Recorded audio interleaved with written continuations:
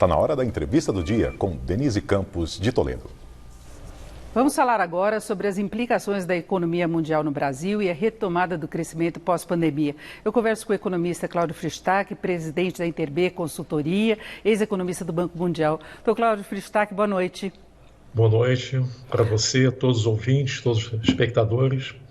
Bom, nós tivemos uma semana aí com várias pioras aí das projeções quanto ao andamento da economia global, quanto ao andamento da economia brasileira. A própria equipe econômica admitindo aí um tombo do PIB da ordem de 4,7% e o FMI alertando para problemas como guerra comercial entre Estados Unidos e China, agora com uma outra conotação pós-pandemia, tem a questão de fluxo de capitais. Eu queria saber como é que o senhor vê a conjuntura internacional nesse cenário, o que a gente pode esperar?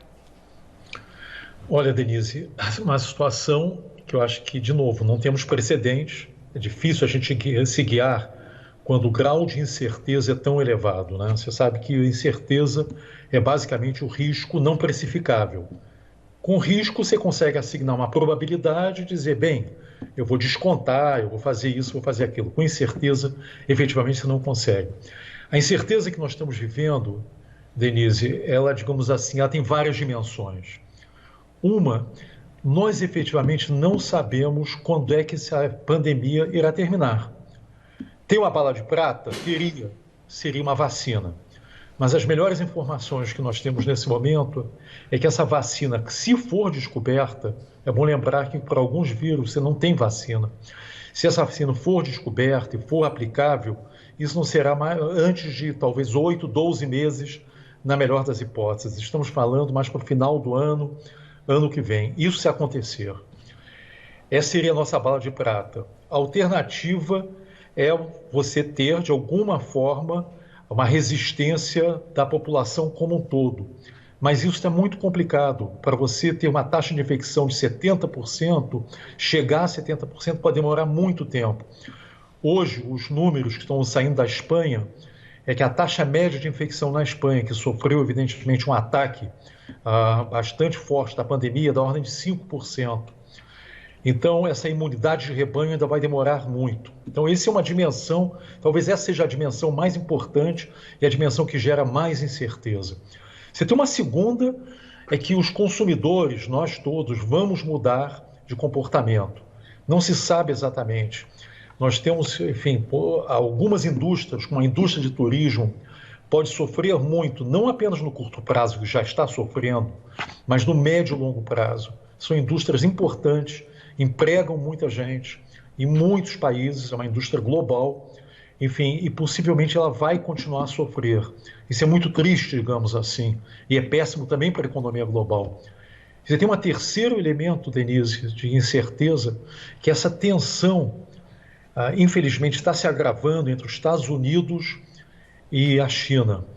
E essa tensão tende a se agravar até o final do ano, porque o presidente Trump está usando isso politicamente, que ele sabe que isso é algo popular, é algo que pode ajudar na sua reeleição, ou seja, tensionar a relação Estados Unidos-China.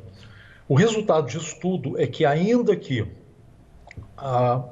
estima-se que a economia global vai contrair algo em torno de 3%, 4%, infelizmente os números podem ser bem piores. Nós não sabemos nesse momento. E é isso daí, esse vento contra, digamos assim, esse vento de proa fortíssimo que nós estamos pegando aqui no nosso país.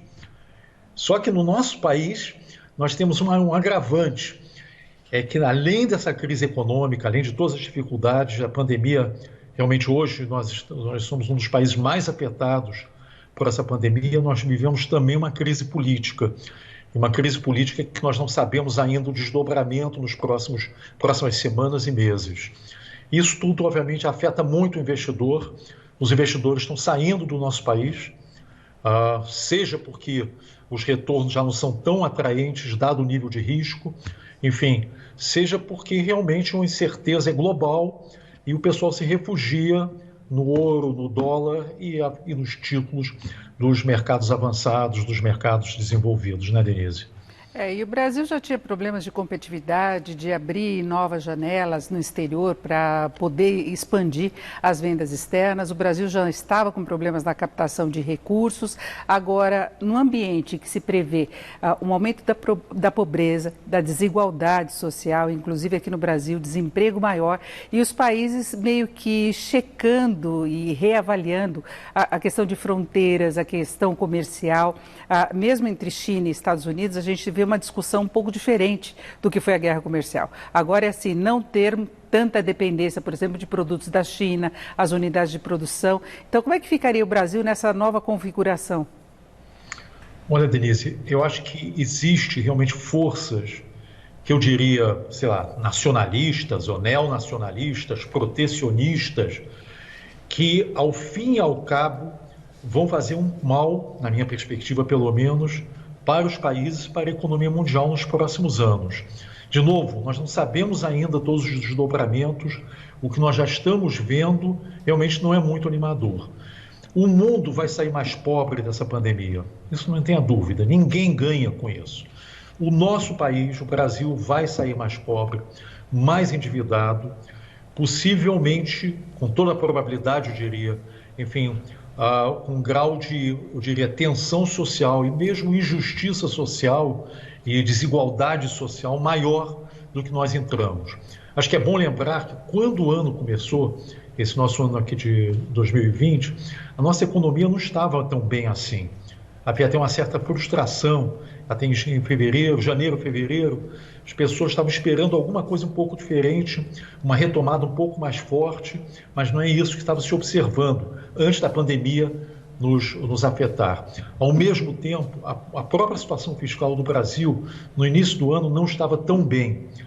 Então, esse vento de proa, digamos assim, esse vento contra, atingiu o país numa situação de fragilidade. E, ao mesmo tempo, Denise, eu acho que há uma força, digamos assim, de irracionalidade dentro do governo muito grande. Você tem segmentos do governo que são absolutamente pragmáticos, racionais, que os investidores entendem, os agentes entendem, estão tentando fazer o melhor. Mas você tem outros que todo mundo tem uma enorme dificuldade de entender de onde vêm essas pessoas, o que essas pessoas querem.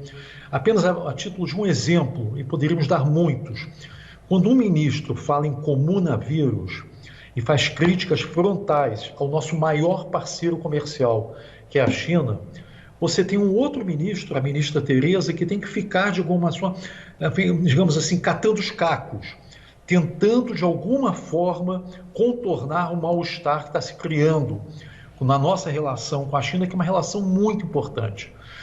Os nossos interesses não têm nada a ver com os interesses dos Estados Unidos na sua relação com a China. Nossos interesses, na verdade, são muito mais importantes, são muito mais fundamentais, enfim, são interesses de médio e longo prazo. Então, esse tipo de tensão, eu diria que é uma tensão gratuita, que não tem porquê. Uma outra dimensão também é a tensão entre o nível nacional e os níveis subnacionais, entre o presidente e os governadores. Obviamente, nada disso ajuda. Eu acho que nós estamos, o nosso maior desafio nesse momento, dado o grau da pandemia, dada a força adversa da pandemia, é o desafio da união. É de nós nos unirmos enquanto país e tratarmos dessas questões que são gravíssimas. Nós não temos isso, não há precedente nos últimos 100 anos. A última vez foi a chamada, gripe espanhola, que nem espanhola era, na verdade se originou nos Estados Unidos e foi levado para a Europa pelos soldados americanos durante a Primeira Guerra Mundial, em 1917, 17 e 18. Dado essa situação, uma situação completamente esdrúxula, completamente fora da curva, o nosso grande desafio é o desafio da união, de todo o país agir juntos e minimizar esse tipo de tensão, minimizar esse tipo de briga, que realmente não ajuda ninguém, certamente não ajuda os mais pobres, aos mais frágeis, aqueles que vão ter mais dificuldade de lidar, que já estão tendo mais dificuldade de lidar e vão ter mais dificuldade de lidar com essa pandemia, com o desemprego, com a pobreza nos próximas semanas, meses e anos, né? Exatamente, no momento que o Brasil deveria ter capacidade, inclusive, de atrair mais investimentos, de garantir maior competitividade, enfim, de se jogar num processo de retomada no pós-pandemia. Professor Cláudio Fristach, eu agradeço muito a sua participação aqui no Jornal da Gazeta. Mais uma vez, muito obrigado, uma boa noite. Boa noite, foi sempre um prazer, tá, Denise? Nós conversamos aqui com Cláudio Fristach, ex-economista do Banco Mundial e diretor da Interb Consultoria Internacional. Vocês.